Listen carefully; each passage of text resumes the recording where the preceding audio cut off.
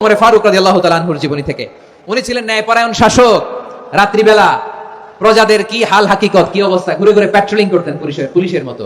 তো সারা রাত প্যাট্রোলিং করে সারা রাত তিনি ঘুরেছেন কার কি অবস্থা দেখে শেষ রাতে তিনি ফিরে আসতেছেন। তিনি থাকতেন, সহিহ বুখারীতে এসেছে, কানা ইয়াসকুনু ফি আওয়ালিল মদিনা, মদিনার উঁচু এলাকায় থাকতেন।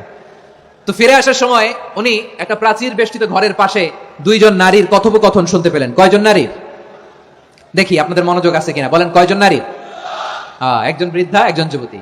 উনি কান লাগিয়ে শুনতে পাচ্ছেন। বৃদ্ধা মা, ওমর ফারুক কাউকে দেখতে পাচ্ছেন না, শুনতে পাচ্ছেন। বৃদ্ধা মা তার যুবতী মেয়েকে বলে, এই তাড়াতাড়ি ওটের দুধ দহন করে ওটের দুধের সাথে পানি মিশাও, তাইলে কালকে বাজারে মদিনায় বেশি দামে বিক্রি করা যাবে, লাভ হবে অনেক। বৃদ্ধা মহিলা এটা বললেন। যুবতী মেয়ে উত্তরে বলে, মা আপনি জানেন না আমিরুল মুমিনিন খলিফাতুল মুসলিমিন ওমর ফারুক দুধে পানি মিশানোকে দণ্ডনীয় অপরাধ বলে ঘোষণা দিয়েছে, জানেন না? এবার বৃদ্ধা মহিলা বলে, আরে পাগলি, এই ভোর রাতে আমিরুল মুমিনিন ওমর ফারুক আসবে কোত্থেকে? উনি আসবে কোত্থেকে? ওনার পাইক পেয়াদা সিকিউরিটি আসবে কোত্থেকে? কেউ দেখবে না। আরে কেউ দেখবে না, তাড়াতাড়ি দুধের সাথে পানি মেশাও।